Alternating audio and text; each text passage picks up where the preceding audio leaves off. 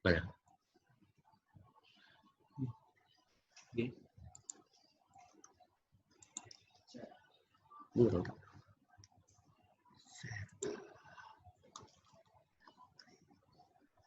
Ya, cara belajar efektif dan efisien. Kalau tadi Bu Tiwi sudah menjelaskan panjang lebar sehingga sangat luas tentang model pembelajaran. Yang model pembelajaran di mana untuk masa pandemi seperti sekarang ini tidak sama dengan masa-masa biasa yang pernah kalian alami di SMP sebelum masa pandemi corona. Baik, yang dimaksud untuk cara belajar efektif dan efisien ini sudah saya mengambil ada 7 cara belajar. Yang pertama, menetapkan tujuan belajar. Kedua, mengatur jadwal belajar. Mencari suasana nyaman. Keempat, membuat ringkasan materi. Kelima, buat akronim yang mudah diingat. Yang keenam, pahami bukan menghafal. Ketujuh, tidak malu bertanya dan tetap pertahankan semangat. Ya, kita semua pernah belajar dan kalian harus tetap belajar. Guru-guru pun juga tetap belajar karena tuntutan zaman.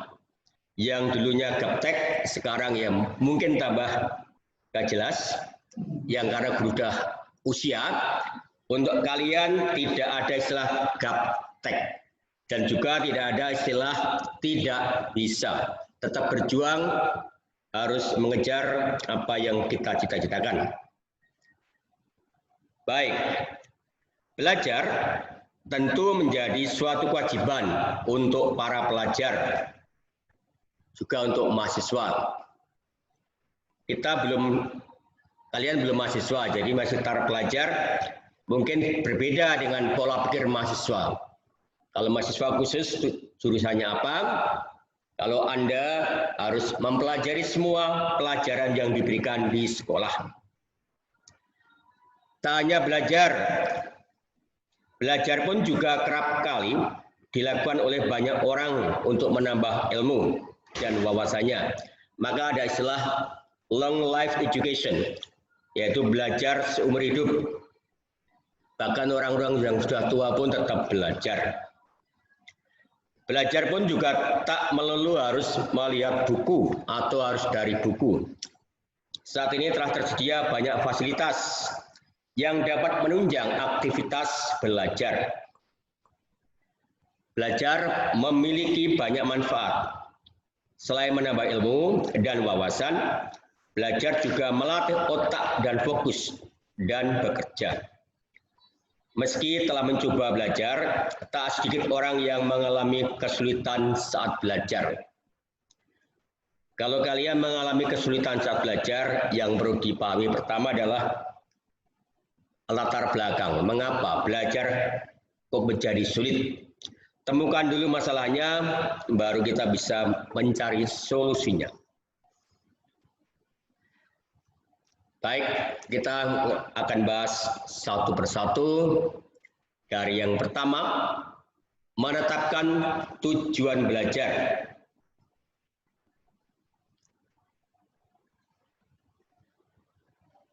Kita lihat tampilan menetapkan tujuan belajar. Sebelum memulai, sebaiknya Anda menetapkan tujuan belajar. Hal ini dilakukan agar Anda lebih bersemangat untuk mencapai tujuan yang telah Anda tetapkan. Seperti ingin lulus seleksi TNI atau Polri, masuk perguruan tinggi impian atau lulus tes CPNS. Anda dapat memulainya dengan menarget nilai tinggi agar lebih terpacu dan bersemangat dalam belajar. Menentukan tujuan belajar dapat membuat Anda lebih bersemangat dan fokus. Sekali lagi, Sebelum Anda mulai belajar, kita menetapkan dulu tujuan belajar. Apa yang ingin kalian capai dari hasil belajar. Kalau kalian tahu untuk mencapai menjadi lulus seleksi TNI atau Polri, minimal nilai matematika, bahasa Inggris, bahasa Indonesia, rata-rata minimal harus 7,5. 7,5 itu untuk sekarang adalah nilai rendah. Karena KKM rata-rata 7,5. Baik, kita lihat tampilan berikut. Ya, ini adalah Panglima Polisi yang dulu, Kapolri yang dulu, yang sekarang jadi Menteri Dalam Negeri. Kalau kalian ingin jadi Polri, mulai sekarang harus sudah menyiapkan minimal fisik, kemudian akademis. Fisik menunjang, akademis tidak menunjang, juga akan berantakan. Pandai saja, tapi fisiknya kurang, mungkin juga kendala. Syarat untuk Polri juga tidak mudah. Untuk yang ini, tentara, ABRI, juga tidak jauh beda persyaratan dengan masuk dari kepolisian. Maka bila dari sekarang sudah bercita-cita menjadi anggota Polri ataupun TNI, bersiaplah menyiapkan fisik dan juga menyiapkan pengetahuan yang cukup. Karena semakin ke depan persaingan semakin ketat. Tidak ada istilah sekarang titipan. Semua harus berjuang untuk memperjuangkan masa depan kita. Yang lain, kalau tujuan kita sekolah untuk cepat mencapai cita-cita, mungkin jadi dokter, ya mempersiapkan nilai akademis yang untuk kedokteran juga harus baik. Kalau ingin jadi dokter, maka Anda harus masuk ke jurusan IPA, biar tahu mau jadi dokter. Yang disiapkan cukup banyak untuk kedokteran. Selain akademis bagus, juga dana. Orang tua harus siap. Kalau orang tua sudah mempersiapkan Anda disekolahkan untuk jadi dokter, maka dukunglah apa yang telah disiapkan orang tua. Anda tinggal menjalaninya. Pengen jadi guru, Anda tinggal bisa daftar ke keguruan. Untuk pengen jadi guru, Anda masuk di kelas IPA, kelas IPS, tidak masalah. Semua bisa masuk jadi guru. Hanya kalau masuk kelas IPS, tidak bisa masuk jadi guru ngajar IPA atau matematika. Ngajar bahasa Inggris, IPA, IPS bisa diterima. Kalau sekedar pengen cepat lulus, ya ini. Betapa gembiranya setelah lulus sarjana. Semuanya harus kita siapkan. Tujuan Anda sekolah pengen cepat lulus. Bagus. Kalau lulus baru mencari pekerjaan. Kalau Anda bisa dua-duanya, sekolah sambil kerja, tidak ada yang melarang. Itu sangat diharapkan. Sekolah jalan, kerja jalan. Kalau Pak Edi dulu 3-3 berjalan. Sekolah jalan, kerja jalan, pacaran berjalan. Itu Pak Edi. Anda tidak usah niru saya. Karena masanya berbeda. Tapi Anda sekarang paling yang dijalankan, sekolah jalan, pacaran juga wajib jalan. Anda tidak mengenal satu sama lain, tidak mengenal lawan jenis, maka perlu dipertanyakan. Ada cewek cantik, nggak ada respon. Ada cowok ganteng, tidak ada respon. Perlu dipertanyakan, apakah Anda masih berselera dengan lain jenis? Oke, mungkin tujuan yang kesekian. Setelah lulus SMA, Anda ingin masuk perguruan tinggi ternama. Misalnya masuk ke IPB, Institut Pertanian Bogor, masuk UGM, atau ITS Surabaya. Mengingat tiga-tiga ini adalah perguruan tinggi yang cukup ternama, maka grade-nya tinggi, maka Anda harus mempersiapkan dari sekarang nilai akademis yang cukup bagus. Di sekolah kita juga difasilitasi dengan nantinya masuk ke perguruan tinggi. Daftarnya akan difasilitasi sekolah. Yang mau masuk ke perguruan tinggi negeri, ada ketentuan nilai rapot semester 1 sampai semester 5 tidak boleh turun. Minimal bertahan. Bertahannya bukan di angka 7,5, tapi harus di atas 8. Di atas 80 maksud kami. Baik, itu yang untuk yang pertama, menetapkan tujuan belajar.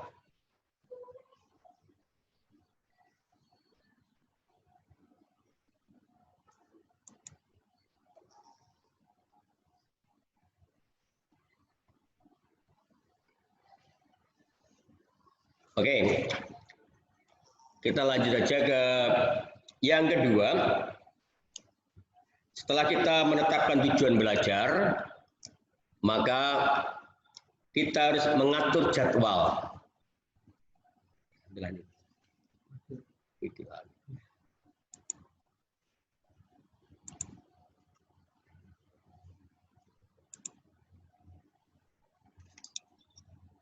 Ya, kita harus mengatur jadwal belajar. Cara belajar efektif dan efisien selanjutnya yaitu dengan mengatur jadwal belajar. Anda dapat mengatur jam belajar Anda setiap harinya. Misalnya belajar dari jam 6 sampai jam 7 malam. Tapi pastikan Anda tidak melupakan waktu istirahat. Beri jeda 5 sampai 10 menit untuk Anda beristirahat. Setelah membuat jadwal belajar, Anda pun harus konsisten dengan jadwal tersebut. Belajar setiap hari dapat melatih otak untuk lebih fokus dan mudah menerima ilmu dibanding orang yang tidak belajar dengan rajin.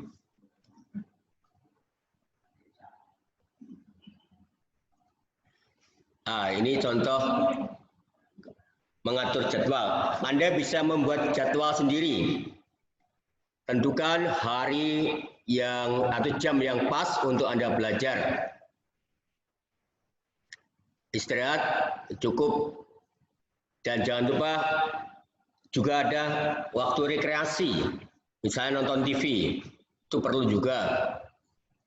Anda padang belajar tanpa kenal anggota keluarga dan juga tanpa kenal lingkungan, maka akan berbahaya. Ini adalah contoh membuat jadwal sederhana untuk mengatur jadwal belajar kita. Jangan sampai Anda belajar sistem SKS, sistem kejar semalam. Besoknya ulangan, sekarang belajar, itu masih bisa. Kalau udah mau semesteran, belajar semalam, maka Anda akan berantakan. Itu adalah cara mengatur jadwal. Andalah yang akan menentukan jadwal Anda, dan juga Andalah yang akan melaksanakan sendiri.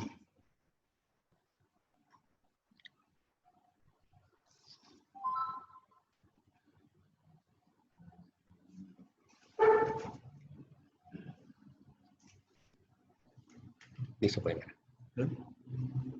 merah-merah mau. Oh. Oke, langkah yang ketiga adalah mencari suasana nyaman. Tadi Bu Tiu sudah menjelaskan panjang lebar, yaitu mencari suasana nyaman. Suasana nyaman dapat Anda tentukan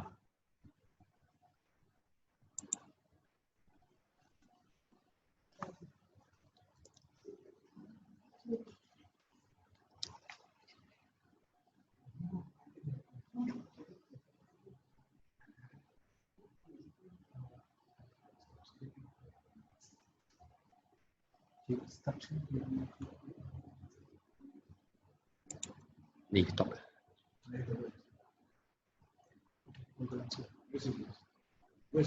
Oke, ya. Oke, mencari suasana nyaman. Cara selanjutnya yaitu dengan mencari suasana nyaman untuk belajar.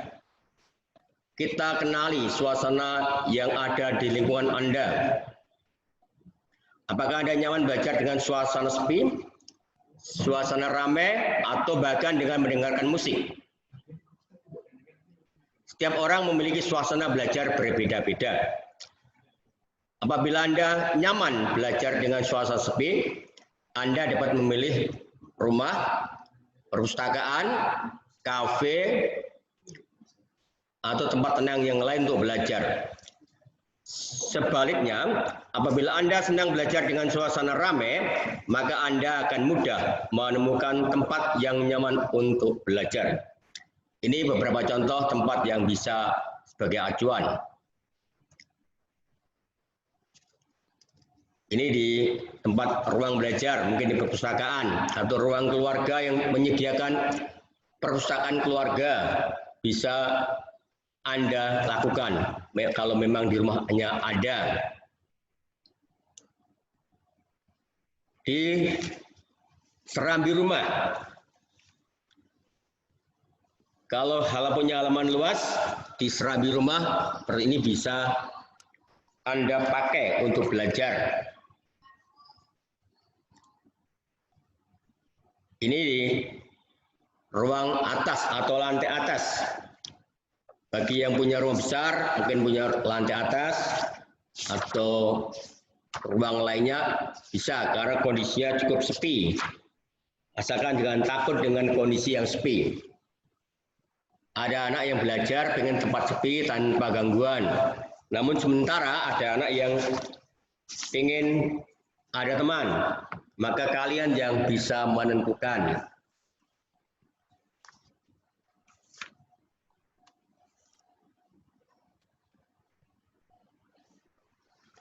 Ya, suasana nyaman di taman, ruang baca, serambi rumah, atau ruang atas. Tempat-tempat tadi yang sebagai contoh, di mana kalian bisa menemukan tempat yang bisa membuat Anda nyaman untuk belajar. Namun tidak menyampingkan bahwa suasana belajar tiap-tiap orang berbeda. Tergantung dari situasi dan kondisi. Mungkin yang karena kondisinya rumahnya kecil, maka harus belajar di ruang tamu. Kalau Anda bisa menikmati di ruang tamu pun juga tidak masalah. Artinya tidak ada pembatasan ruang belajar. Tergantung niat kita, mau belajar di mana. Kalau kita sudah niat dan bersemangat, pasti bisa. Baik, kita lanjutkan dengan berikutnya. Yang keempat, membuat ringkasan materi. Banyak pelajar yang kalau belajar membaca buku dari halaman satu ke halaman berikutnya dibaca semua. Namun kalau Anda lebih efektif untuk kedepannya, perlu membuat ringkasan materi. Membuat ringkasan materi dari hasil belajar merupakan salah satu cara yang efektif dan efisien. Anda dapat membuat catatan berisi poin-poin penting dari buku yang sedang dipelajari. Kalau Anda di kelas mendengarkan penjelasan guru, mungkin itu merasa penting, bisa dicatat. Sedangkan materi yang ada di buku, dilihat, dibaca, kemudian bisa dibuat ringkasan materinya. Sehingga waktu ulangan atau mau semester atau ujian, tinggal baca ringkasan materi, sehingga tidak perlu membaca semua halaman. Saat membuat ringkasan materi, secara tidak langsung Anda telah mengulang materi yang telah didapat. Belajar pun lebih efektif dan efisien. Bagi yang jarang membuat ringkasan materi, cobalah menyiapkan diri membuat ringkasan materi pelajaran sehingga akan mempermudah, membuat efektif dan menghemat waktu dalam belajar. Ini contoh seorang sedang membuat ringkasan materi, membuat poin-poin yang dilakukan. Kalau sudah terbiasa membuat ringkasan materi, maka untuk selanjutnya akan mengalami kemudahan. Tidak akan kokoh dan tidak akan bingung karena materi yang cukup banyak.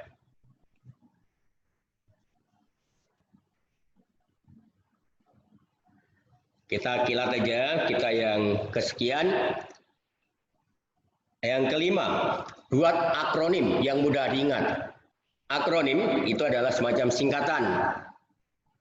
Misalnya ini, ada NATO. NATO. Yang dalam bahasa gaulnya kita kenal no action, talk only. Tidak ada tindakan, hanya ngomong saja. Artinya bisa bicara, tidak bisa melaksanakan. Yang kedua adalah bejo kimas. Ini dalam istilah ilmu, kalau dulu ilmu hayat, yaitu dalam sekarang biologi. Bejo kimas itu singkatan dari besar, jala, kitab-kitab, masam. Ini yang terdapat pada usus binatang mamamah biak. Untuk tingkat SD, yang dari TK ke SD, istilah mejiku hibiniu tidak asing lagi. Ini warna pelangi, mejiku hibiniu. Dan untuk anak SMP dan SMA, terutama bagian matematika maupun fisika, akan mengenal istilah demi, sami, desa. Demi depan miring, yaitu sinus, sami samping miring, kosinus, desa depan samping, tangen. Ini kaitan dengan logaritma. Ini contoh-contoh akronim yang bisa dibuat. Anda bisa membuat akronim yang lain yang membantu kalian untuk belajar. Kamu ulang. Selain membuat akronim atau singkatan yang mudah diingat, juga dapat Anda lakukan. Misalnya Anda membuat singkatan urutan penulisan daftar pustaka. Nata Jukoko yang merupakan singkatan dari nama, tahun, judul, dari judul buku atau karya buku, kota terbit, dan nama penerbit. Atau membuat rangkaian kata untuk mengingat asas pemilu, yaitu langsung, umum, bebas, rahasia, jujur, dan adil. Anda bisa menggunakan rangkaian kata luber jurdil. Dengan membuat akronim, Anda dapat dengan mudah mengingat materi-materi yang Anda pelajari. Belajar pun juga akan terasa lebih menyenangkan. Mari kita mencoba nanti setelah efektif pelajaran, buat akronim untuk Anda sendiri dan juga dimanfaatkan sendiri.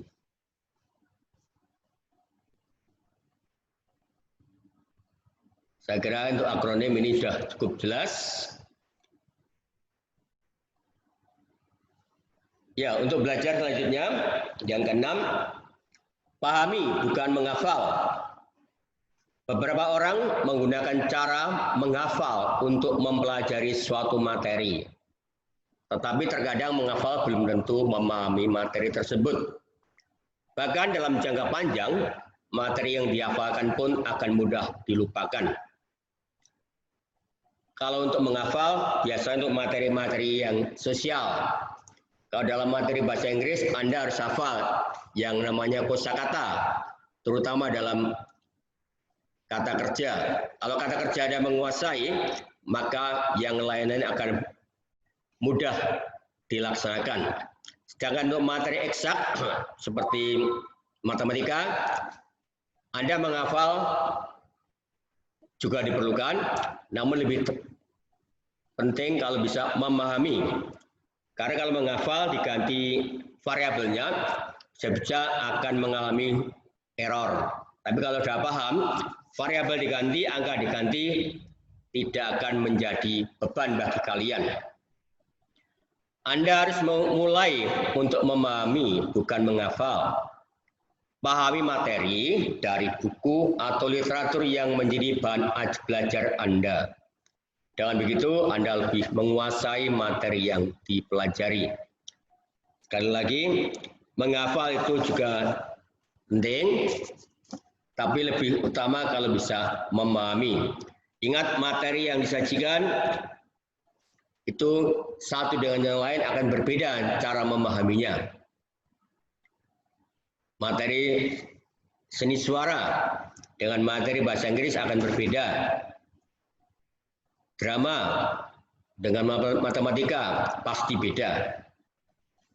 Maka kita harus paham betul karakter dari materi yang kita hadapi.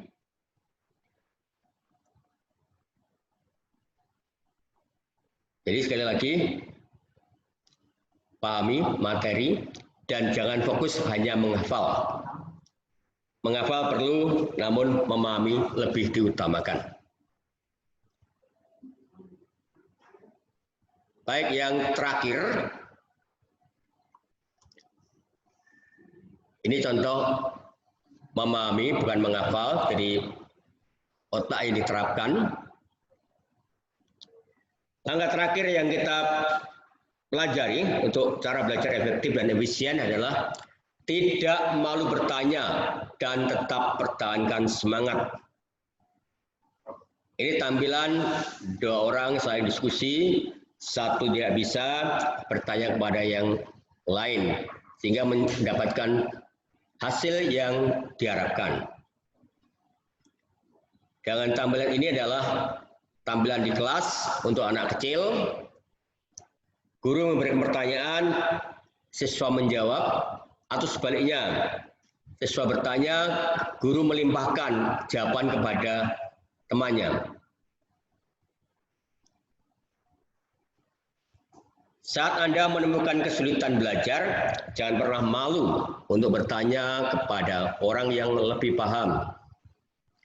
Anda bisa bertanya kepada teman sejawat, Anda bisa bertanya pada guru, pada dosen, ataupun juga pada orang tua atau saudara yang bisa membantu Anda. Anda pun juga dapat berdiskusi atau belajar bersama dengan teman-teman agar mendapatkan solusi. Belajar dengan giat memang baik dilakukan. Tetapi saat target yang Anda tentukan belum tercapai, jangan pernah patah semangat. Teruslah mencoba dan belajar lagi. Pertahankan semangat agar cita-cita dan impian dapat tercapai. Ini ada pesan dalam bahasa Inggris, don't give up, jangan menyerah, pertahankan semangat. Kalau Anda sudah menyerah, tidak bersemangat, maka untuk mencapai cita-cita juga akan kesulitan.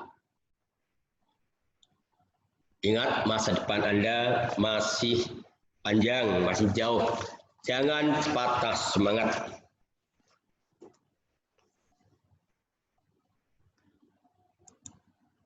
Baik, ini tadi materi yang telah disampaikan.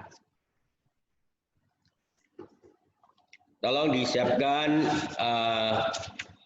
pulpennya dan tulis tugas yang harus Anda kerjakan. Nanti pengumpulannya juga sama dengan yang lain.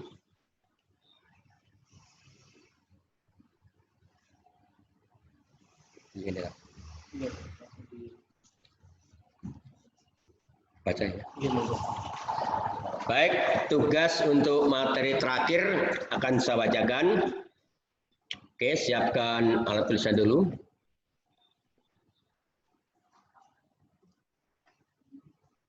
menurut Anda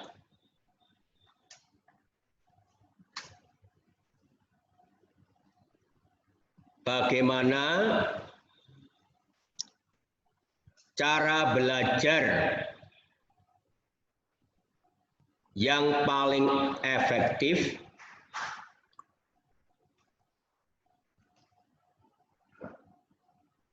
dalam masa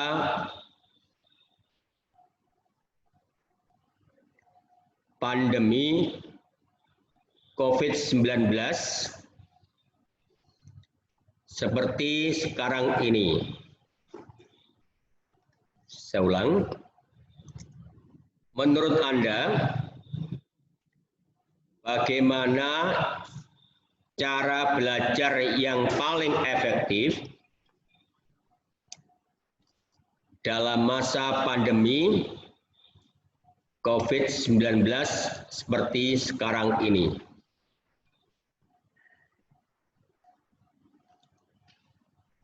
Tuliskan jawabanmu dan berilah alasannya mengapa.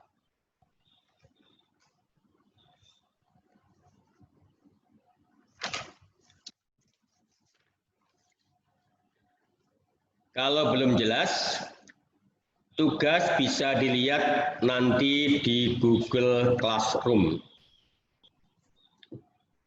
Sekali lagi, kalau belum jelas, tugas bisa dilihat nanti di Google Classroom.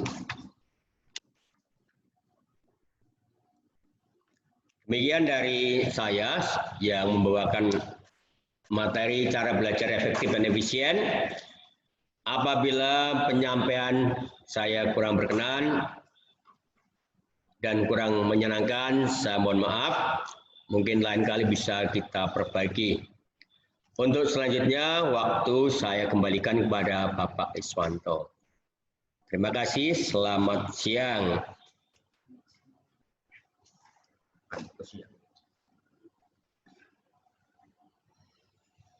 Ya baik, untuk putra-putri semuanya, waktu masih ada 25 menit sampai pada pukul 10 pada jam saya. Waktu yang masih tersisa ini, putra-putri bisa mengerjakan tugas-tugas mulai dari sesi yang pertama, kedua, dan sampai dengan sesi sekarang ini. Setelah selesai, tugas mohon segera dikumpulkan via Google Classroom yang sudah Anda terima. Demikian dari kami untuk kegiatan kita pada siang hari ini secara live akan saya akhiri. Setelah itu silakan Anda mengerjakan tugas masing-masing. Dan dari kami cukup sekian, akan saya akhiri pertemuan kita pada pagi hari ini dalam doa. Mari kita bersatu dalam doa.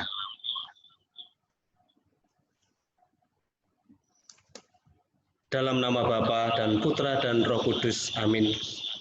Tuhan Allah Maha Murah, puji dan syukur kami haturkan kehadirat-Mu.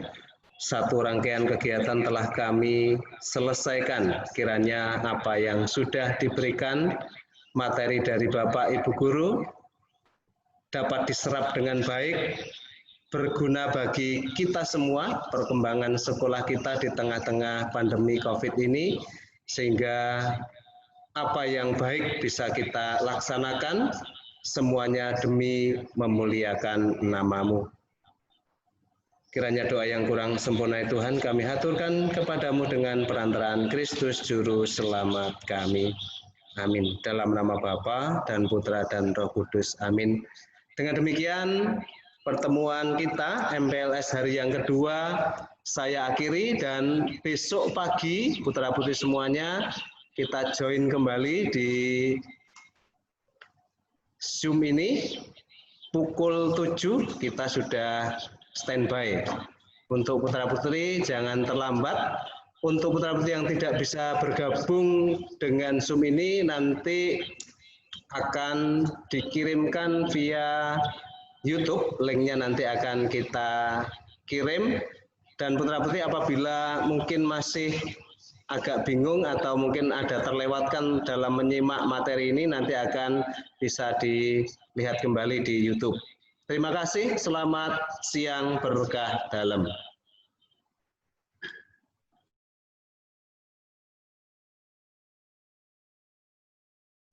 Woi, Bangun Gan, bangun. kumat. Belum tidur aku Gan.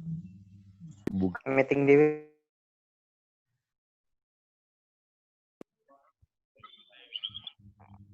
Ina, Melin, Esther, email.